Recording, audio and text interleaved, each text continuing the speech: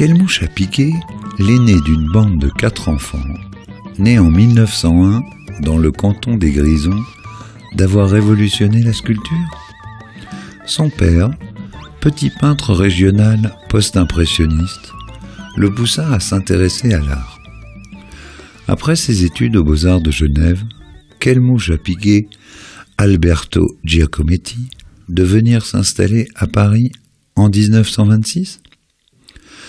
À partir de 1930, Giacometti se rapproche des surréalistes et expose avec Joan Miró et Jean Arp. Ces deux-là feront l'objet d'une future mouche prochainement. Giacometti rencontre Tzara, Aragon, Breton, Dali et Masson, puis adhère officiellement au groupe des surréalistes. Quelle mouche les a piqués en 1935 d'exclure Giacometti du mouvement? Là, il change de cap, se concentre sur sa quête de représentation de la réalité et va marquer son siècle, le 20e de notre ère, avec une œuvre singulière dont la sculpture atteint une forme d'absolu. Pendant la guerre, il retourne en Suisse, vit et travaille sur de petites sculptures dans sa chambre d'hôtel. Hanté par l'idée de réaliser une œuvre de grande taille, il surmonte cet obstacle et rentre à Paris en 1945. À partir de 1947, son style, caractérisé par ses personnages filiformes. Quelle mouche a piqué Pierre Matisse, le fils d'Henri Matisse, qui est un grand galeriste new-yorkais, de lui proposer sa première exposition américaine d'après-guerre?